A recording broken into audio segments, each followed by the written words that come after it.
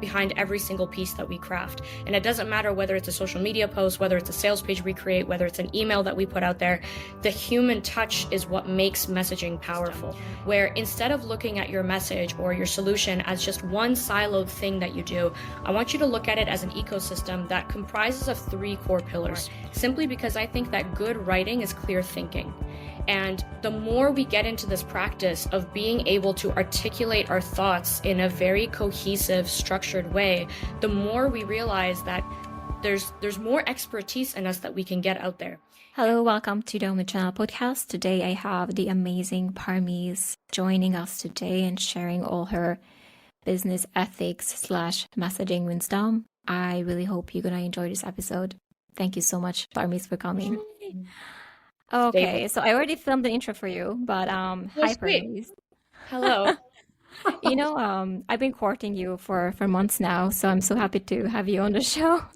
Me too. I know. It feels like we've been wanting to do this forever, so I'm glad that we're finally here, finally doing it. So you are in Mexico, right? Mm-hmm. How's that been for you?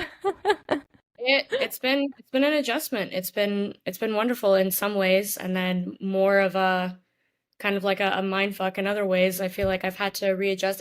It's a bit of a culture shock when you come from, Canada or from the US and you're used to things being a certain way. You're used to people being a certain way, order in, society. And it feels like here everything is a lot more on island time and everything is a lot more laid back, and people are just operate on a very different, more laid back mentality. So if you're very hustle, go, and need things to be done a certain way, it's it's different. It takes some getting used to, but it's kind of nice. It's kind of nice for those of us who are constantly in this state of like things need to go our way. It's a nice opposition to what I'm used to. Just walk me through from the moment of you starting to write at school, being a ghostwriter, to becoming the person that you are now. Yeah. So you want me to start at the very, very beginning, not even just what I'm doing right now? It's up to you, but I think that's kind of your genesis story anyway, Yes. Yeah, absolutely. So yeah, I kind of call myself the accidental entrepreneur because quite honestly, writing, copywriting, marketing, it was definitely not in my wheelhouse. I started my business out of a need for survival when I was in my second year of university, recognizing that I very much value freedom and I value working on my own schedule. And in that time period, what was really of value to me or priority to me was being able to be a good student and have as much capacity as possible to put all my effort for my academia. And I didn't want to have a job, but being the, ambitious person that I was, there had to be a way for me to make money. And so I remember this one night sitting on my computer looking for remote jobs, looking for things that I can do, what are skills I can monetize, or, going into different people's businesses and what value can I bring to them where I can charge money. And one thing that I had known for many years, even, before getting into university, is that I'm a very talented communicator and writer. But up until that point, I didn't realize that I can actually monetize my writing ability. And it wasn't until I came across a couple of ads of a few local businesses talking about how they want to bring someone on board to manage their emails and their newsletters and their blogs and their website and social media. And back in the day, social media and blogs and websites were not anywhere close to what they are now. But there was a huge demand for writers. And back at that time, I didn't even know that copywriting was a thing. I'd never heard about copywriting. But what I did know is that I understood humans very well, and I understood writing, and I understood how to frame concepts in a way that get people really engaged and get them to consume material. And so I took on a couple of freelance writing jobs. I wrote for different offices like medical spas, chiropractors, CrossFit gyms, just anyone who had any sort of presence or had burgeoning their presence in the online space and just wanted to get more and more people on board with what their business does. So yeah, I was writing for a lot of local businesses, and these were a lot of brick and mortar businesses where they had people physically coming into their shop and purchasing either services or products. And what was interesting about that time is that I got a lot of experience writing for a vast array of an audience. So it wasn't just, coaches and consultants or people who sell courses and digital products. It was actual products. And how do you position them in a way so that when people come into the store, they already have a good idea of what what the value of this product or the service is. We were selling, CrossFit packages, supplement bundles for some of these clinics, chiropractic packages. So various different services that all differed in what their value proposition was. And again, back then as a young copywriter, I didn't necessarily know fully what I was doing. I wasn't deploying marketing tactics. I wasn't, I had no idea what the best copywriting frameworks and templates were. I was just simply going on, what need does this product or this service solve? What is it about this product and service that will fulfill a gap for a specific type of audience that's out there? And how do I communicate the value of it in a way where people can understand how it's relevant to their lives? And so the more and more I started getting experience in writing, and my writing really started to take off, and people would come into some of these clinics and say, hey, I open your newsletter every week, or I look forward to the emails that I get from your clinic. And it was nice for me because it was a sense of validation as to the things that I'm writing is not just because I'm a good writer, but people were actually consuming it and they found it very helpful. So at that time, I kind of set up shop where I now realize that this freelance copywriting business is actually very lucrative, and there's many ways that I can reach more audiences, more businesses through this way. So naturally, through word of mouth, the demand for my writing started to increase. So I started from the little clinics and gyms and medical spas to doctors' offices, dentist offices, other chiropractic clinics, physio clinics, people that knew that I already had experience writing for that type of audience, and things caught on. And before I knew it, within the first 2 years of launching this little side hustle while I was in university, I was making a full-time income, basically writing for all these various products and services.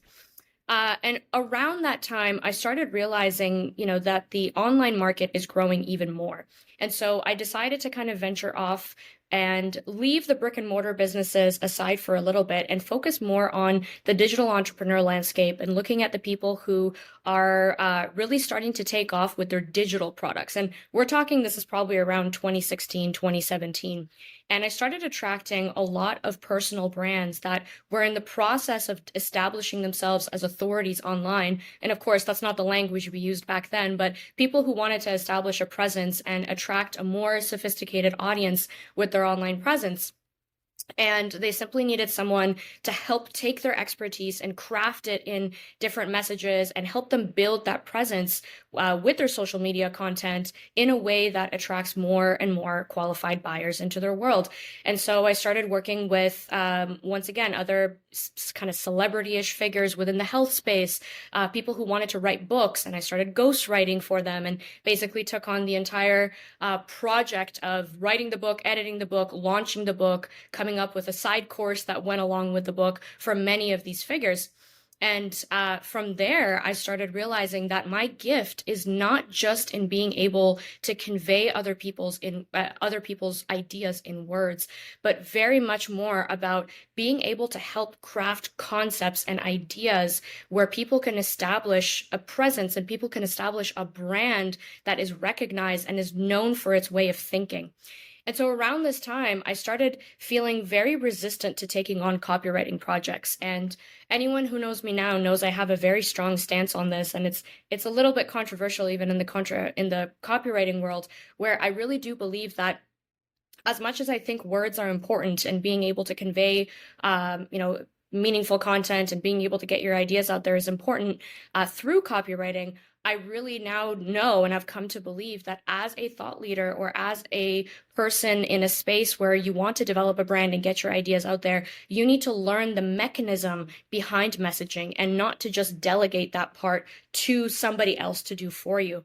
And so much of my own development and growth went from being the person who was the voice behind a lot of these brands to then recognizing that my gift is actually helping these brands hone and recognize what their true message is and how do they convey that in a way themselves that makes them feel more powerful, that makes them feel more in control. One of the stories I use is I remember I was on a vacation, on a trip with my boyfriend at the time in Greece. And I had worked really, really hard, like 40 to 50 hour weeks on different copywriting projects up until that point. And I had just requested 3 weeks off, no email writing, no sales page writing, no newsletters, no products or launches or anything like that. And I remember one of my clients emailed me once at like 6 in the morning in a panic, being like, I just got asked to deliver a speech in a couple of days, and I have no idea what to say. I don't know how to craft my intro. I don't know how to craft my, the talk. And I remember at the time, as much as I knew I could help this person, I was more disappointed in the fact that although this person is such an authority in their field and knows their expertise so well, they were really stumbling and really struggling with, how do I craft a talk? How do I get there and talk about my expertise? Simply because this person had always delegated their expertise to a copywriter or someone like me to write for them. And so it really became evident for me that my zone of genius is not just being the person who translates the words for you, but someone who helps craft the ideas and helps you actually understand the importance of articulating the value that you have. And so from then on, I decided to make this massive pivot from going away from the copywriting world and being the voice behind the scenes for you, to then establishing my own messaging and positioning and personal branding brand in helping thought leaders actually get really grounded and solid in what their expertise is, what is the unique stance they take in their industry, how to actually craft a personal brand that not only brings in a lot of demand and people into your world, but actually stands for something. And now I'm fully focused on helping people articulate the value of their offers, articulate the value of their expertise in a way that feels like them, not in a way that they've been told to do, or deploying these copywriting or somewhat manipulative tactics to instill scarcity or urgency in their people. But instead, how do you do this from a very authentic, ethical way to get your ideas out there, to fulfill a gap, to be able to sell your offers with more ease and attract more aligned people into your world without having to rely on somebody else to do the marketing for you? So that's a bit of the more long-winded backstory of how I got into what I'm doing right now. Yeah, thank you so much for sharing that. Do you think that anyone can write for their self? Like, do you think there is just a skill that anyone can learn, and no matter which business they are in or how talented they are or not talented in writing, can they learn it and do it for themselves, or should they do it for themselves? Yeah, it's a good question. I genuinely believe that writing is a skill that everyone should put the effort into mastering. And although many people will say that writing is not a skill that they were just naturally born with, or they're more visual or more abstract thinkers and they require someone to take those abstract ideas and put it into context. And I used to believe that a lot too. And I just said, some people are just not naturally born writers, like, delegate it to the people who are naturally good at it. And as I've evolved and matured through my own journey, the more I've realized that I don't necessarily agree with that line of thinking anymore, simply because I think that good writing is clear thinking.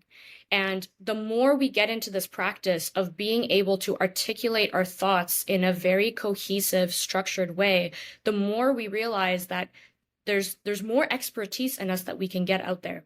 And for those of us who have trouble, I would even argue, articulating our thoughts or putting things onto paper or putting things into words, that typically is a sign that you yourself aren't fully clear on the idea that you're trying to convey.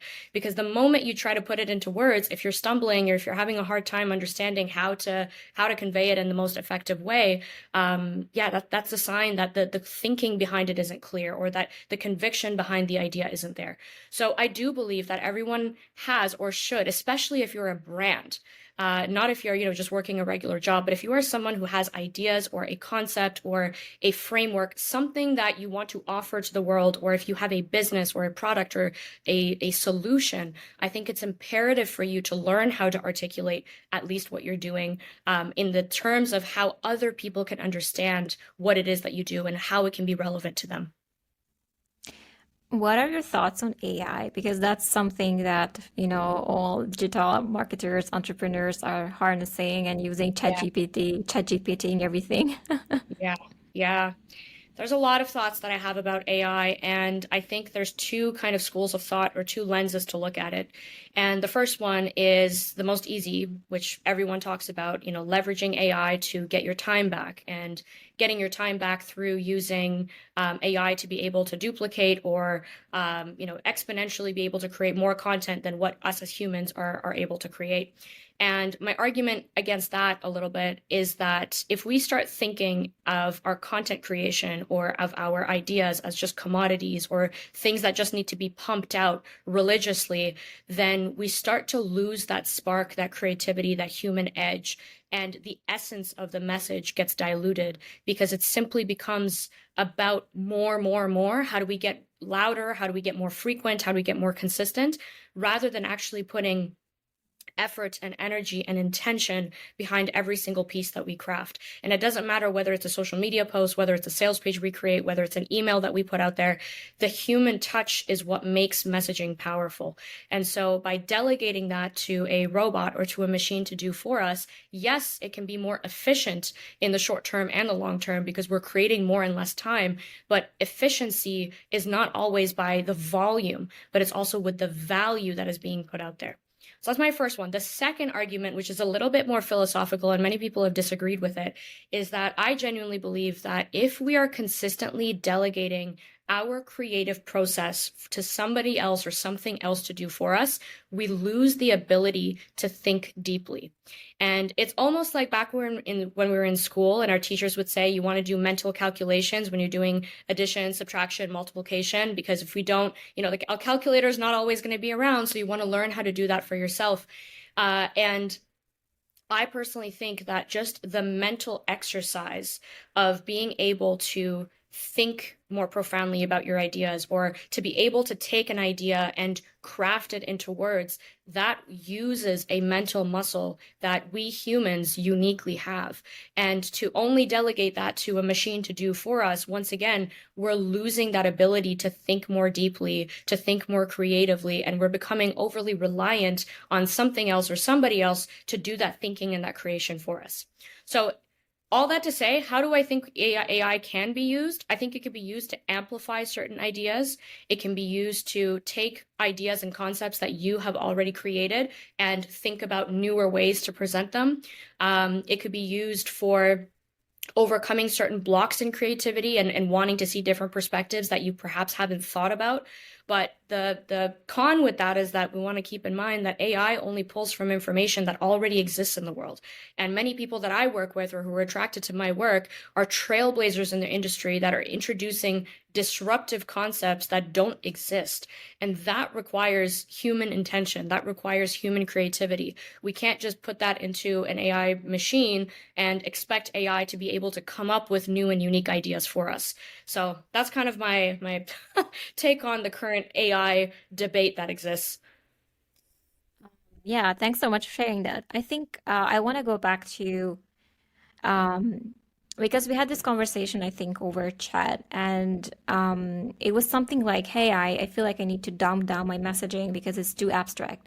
And you were just Mm, saying how, sometimes those messages and the ideas can be a bit of a tailblazer ideas in a sense that, it's new. What is your stance on dumbing down messaging or it being too abstract to a creator? yeah. So there's two ways to look at this one as well, which is I do believe as someone who works on people's messaging and positioning, and especially as a copywriter, we know that we want to make sure that our message is digestible. So if something is way too abstract, where it's not relevant, there's no context given, it's not clear what the real message behind it is, we definitely want to add relevance, tangibility, specificity, so that the person consuming it can understand how it resonates with their current situation. But that's a separate argument to dumbing the message down because I think with a lot of people who have, more developed ideas or have new ideas that they're bringing to the marketplace, they're constantly told that if it's too different or if it's too new or if it's not within the realm of what's already accepted, that it's going to go over people's heads. And so we want to dumb it down and make it popular, make it stand out in its own way, but make sure that people understand how, it's relevant to them. Or even within the messaging marketing world, we're always told, you want to write at a fifth grade or at an eighth grade level so that everybody can understand it. And that's the line of thinking that I disagree with. I think that the message, the essence behind it, the energy behind it, and the level of sophistication behind it attracts the type of person that you want to have in your world, or attracts the type of client that you want to work with. And so if I'm consistently dumbing my message down so that it pertains to everyone, or that it's easily digestible and easily understood by everyone, I'm also only going to be attracting people who only resonate with that frequency of messaging. And that's not necessarily what I would like to do. I am targeting the trailblazers. I am targeting people who have very unique ideologies and concepts that they want to bring into their space. And they know that it's very rarely talked about or barely even touched upon. And so they're coming to me so that they can understand, how do I position this idea? How do I position this offer in a way that people understand? But in doing that, if we dumb their message down too much to make it conventional, it loses that essence of being unique and being new. Mm-hmm. And I want to kind of go back to, we had a VIP day in London, and I think you were teaching a lot of things with Emily, and one of the things that I want you to if you can explain that to the listeners, and I'm not sure if you spoke about that before, but I'm interested if you could share that with us, is it's basically like a foolproof way to write your messaging. And that is really, how you structure your messages, in which is your core messaging, your peripheral messaging. Can you share that with the listeners too, so that Yeah, they can never feel like they're making a mistake when it comes to your messaging? Yeah, absolutely. So this is a concept I only developed, I would say, probably in the last year and a half. And it started from a place of observing how frustrated many of the personal brands are that I work with, who've always been told by people in the marketing space that you can only be known for one thing. And you can only have one message, one way of talking about it. And in your presence, you need to have these clear-cut content pillars, and you can't veer away from these content pillars. And typically speaking, especially in the marketing and sales space, a lot of our message revolves around the offer, or revolves around what it is that we do. And so the problem that I was observing in the last year and a half or so was a lot of creators coming out of the woodwork, or a lot of creators developing very unique things in the world, but then only feeling like their presence needs to be consistently convincing their audience of why their product or solution is the best thing ever. And the frustration of many of my clients was, well, I have a lot of other things I want to talk about. I have a lot of opinions and perspectives, and I have a lot of very hot takes on things, or there's parts about me and my life that I want to share, but I'm consistently told by, the marketing gurus that if I do that, I'm going to lose credibility, or that people are going to get confused about what it is that I do. And so this concept that I created is what I call the messaging ecosystem, where instead of looking at your message or your solution as just one siloed thing that you do, I want you to look at it as an ecosystem that comprises of three core pillars. So the first one is your core message, and your core message is what people come to you to solve. So when someone comes to you as a copywriter, it's because they're lacking the words, they're lacking the understanding of how to craft the words, or how to articulate their value in a way that makes sense and that converts. That is the problem that is being solved. So with your core message, the question that you want to be asking yourself is, what is the gap that I'm solving? What is the need in the marketplace that I have a solution for? What is the actual thing, the tangible thing that I do for people that gets them results? That is the core message. And again, unfortunately, way too many people focus on just the core message being their core thing. Whereas now there's these two other pillars that I've added to the equation as well. The second is your adjacent message. And in my experience, and even looking at consumer psychology and the research coming out about why people make decisions in today's landscape, I would argue that your adjacent message is probably even more important than your core message, meaning people don't always buy what it is that you do, but they buy how you do it. And so your adjacent message is your approach, your philosophy, and your take on how you solve the problem.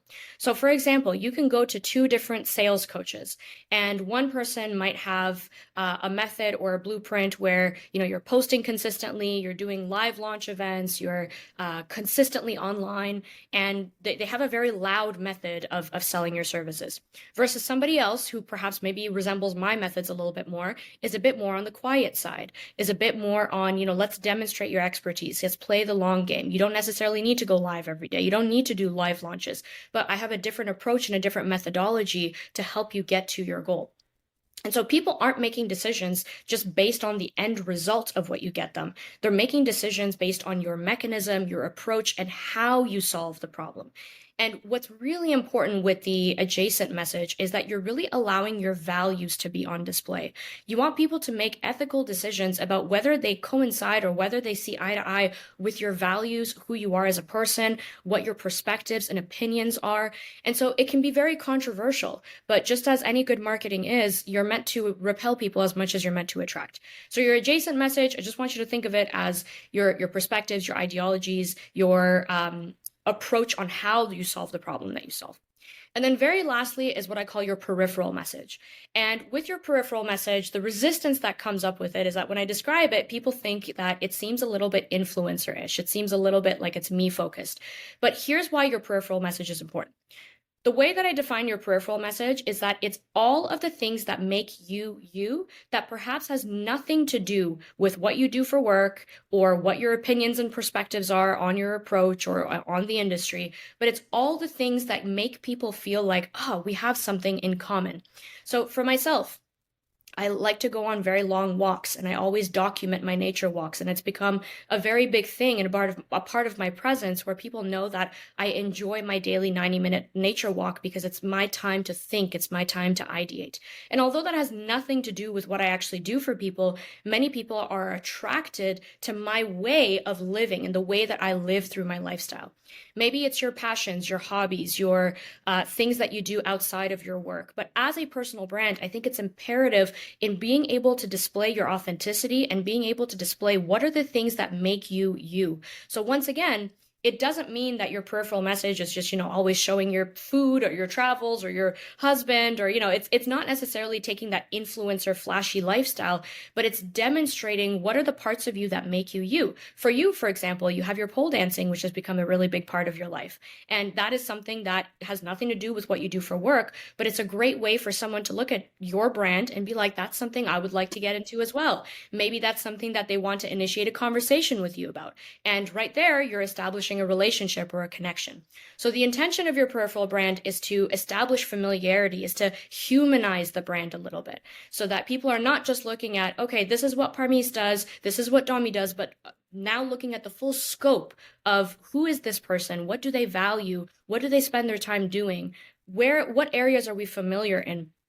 And so once you start looking at your messaging from these three pillars, you realize and you recognize you have so much more freedom to talk about the things that everybody tells you you shouldn't be talking about or that it's distracting from your message. And you have so much more flexibility to be more you and still inspire and create demand within your audience without needing to constantly be talking about your offer or what it is that you do. So basically what you're saying is that the peripheral message is meant to humanize people, right? Is to I'm a human, I'm not just a robot, I'm not just working all the time. So that is a very attractive threat to see.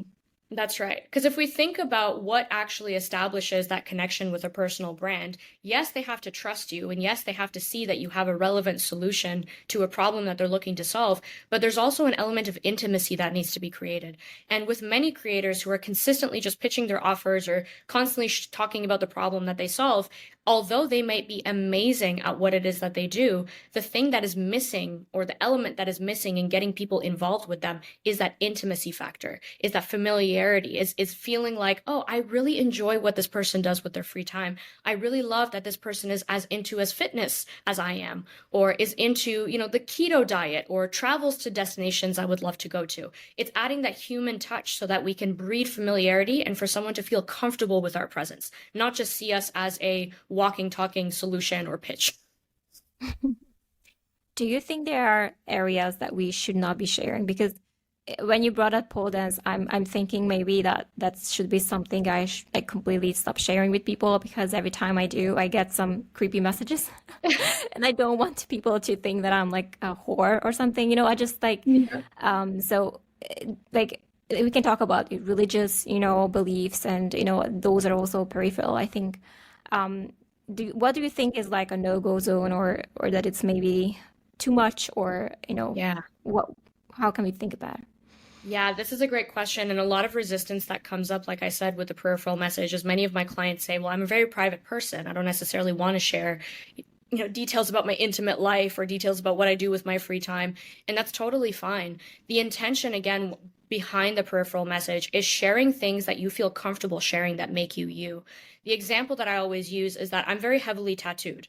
And if you were to look at my presence online, you never would be able to tell. That's not really something that I think is relevant to my brand. And although I know maybe there's plenty of people in my community who are like really heavy into tattoos, or people would be like, that's so cool. I have no idea that you were so heavily tattooed. Like, that's awesome. I like you even more now. That might be a thing. But personally, I just know that my, imagery or what I create on my body was something that I created for myself. It's not necessarily really relevant for my audience to know. So the question you really want to ask yourself is this something that I feel comfortable bringing to an audience that displays my values, that displays my personality, that displays who I am, and is something that I'm comfortable overtly sharing with people who I want to establish a relationship with? Or is it just something, private that I want to do on my own? Because the fine line here as well is that I do see many people in this space sharing intimate details that actually kind of backfires. And there's a way to be able to share your peripheral message in a way that's grounded, in a way where you're displaying your personality without turning certain people off. I've seen creators talk about their very intimate sex lives. I've seen creators talk about their kinks. I've seen creators talk about things that, again, maybe that attracts the type of person that they want to work with, but there's also some beauty in mystery. There's some beauty in not having every single intimate detail about someone.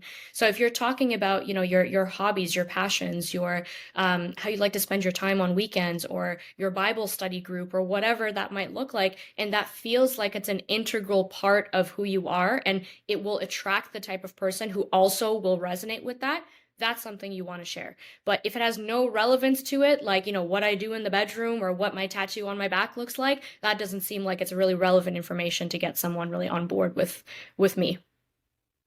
Yeah.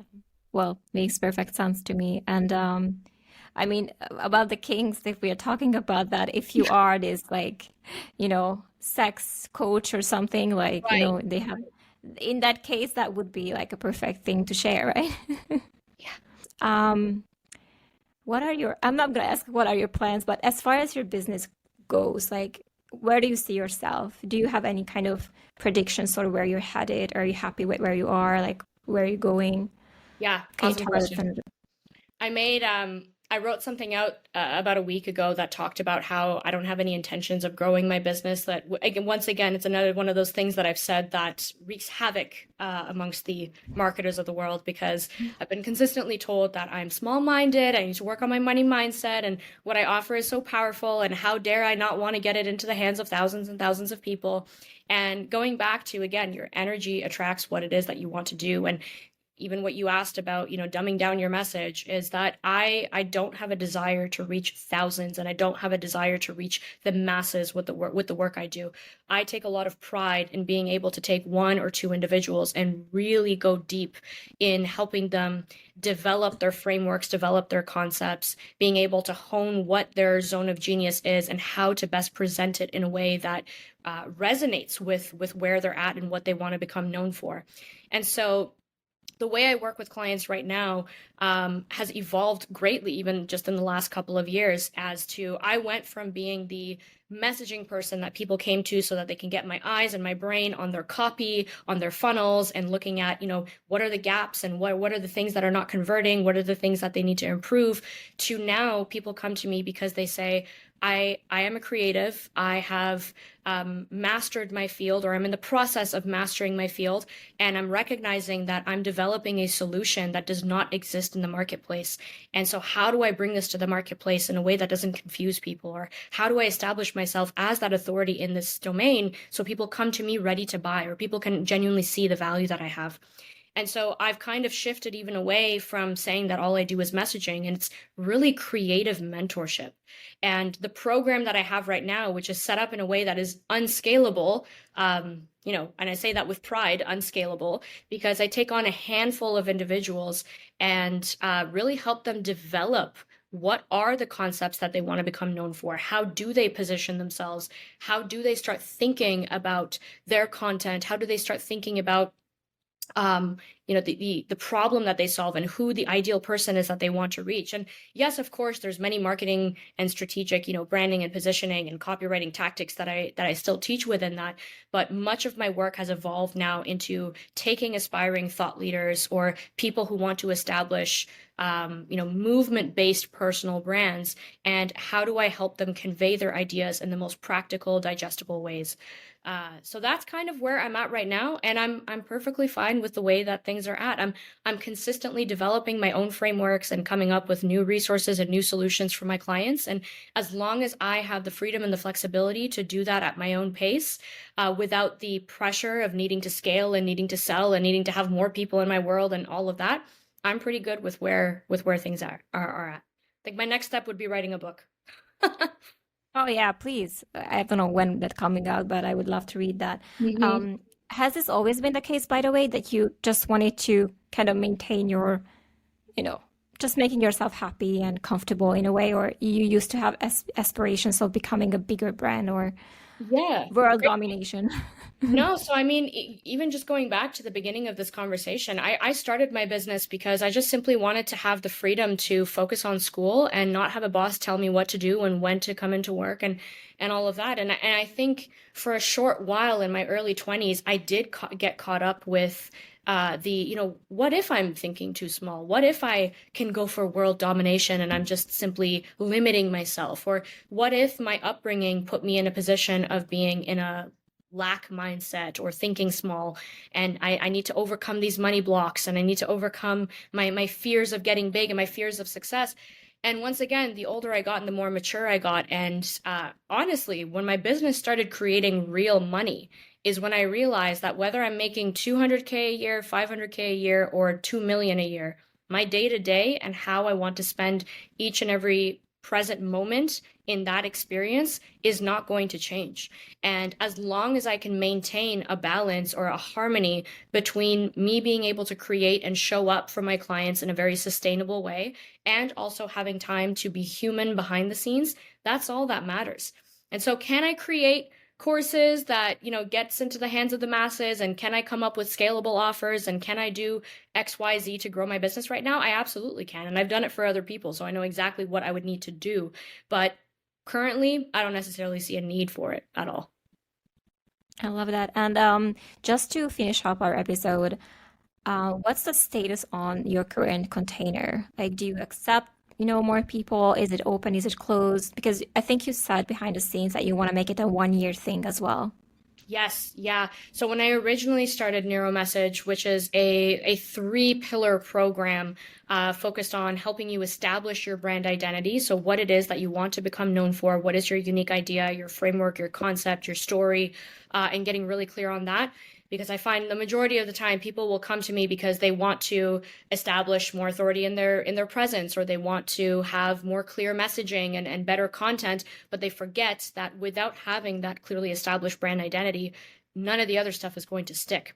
And so the first pillar, we focus on really developing your brand identity. Once we do that, then we finally move into messaging, and it gets into all the nitty-gritty details of how do you make your message more tangible, relatable, specific? How do you make sure that you're speaking to the desires of your audience? How do you speak to pain points in an ethical way? So it's much more about like the copywriting from Parmees' standpoint. And then we get into establishing your presence. So how do you now show up?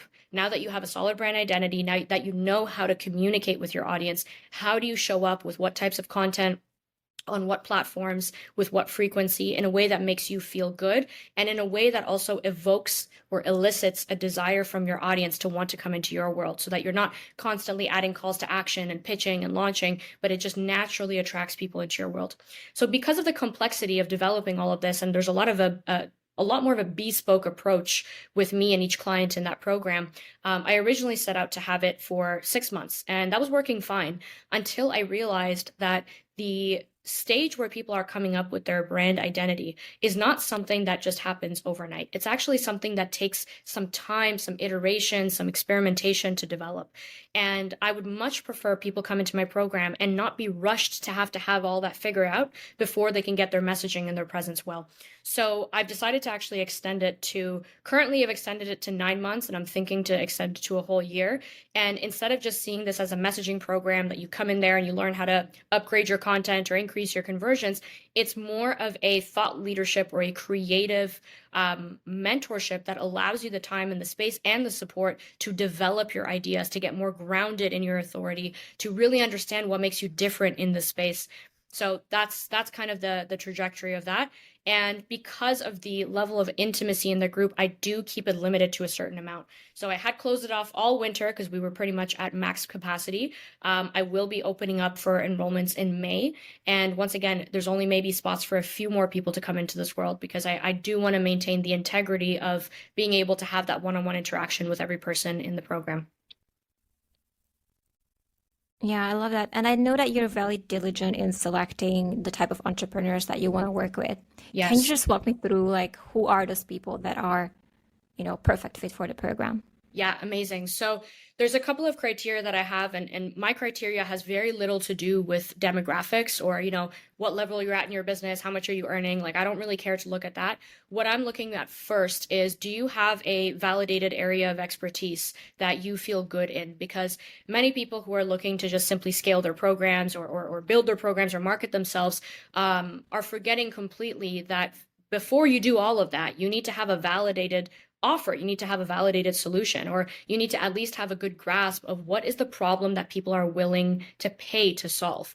And so the first thing I look at is, do you actually have expertise or mastery of the domain? And do you have a validated solution that people are looking for and are willing to pay to solve? The second thing that I look at is that you really need to come into this mentorship from not a transactional standpoint of, now I need to create more content to get clients, or I need to learn how to fix my messaging so that I can get more clients. And instead, like I said, it's much more of a creative developmental space to help you think better about the problem that you solve, or think more differently about how you show up in the online space. So if you're coming into the program just looking for, how long until I make my investment back, or, how long before I can sign my first 10 clients, that's not the mentality that really kind of works with this. And very lastly is that we need to be able to conversate and have fun. Meaning if you come into the program, and I've, knock on wood, have never had this happen, but if you come into the program and you're very resistant to my ways of showing up, or if we just don't have the same values, or if we just don't share the same ideologies about the marketing space, then there's very little of the strategic things that will actually stick with you. Because again, that level of intimacy, that level of familiarity, and the alignment of values for me is really important. Love that. Well, thank you so much, Parmees, for your time and just sharing all your wisdom. Wow, there's so many just nuggets there that you just shared with us. Thank you so much. Thank you for having me. This was great.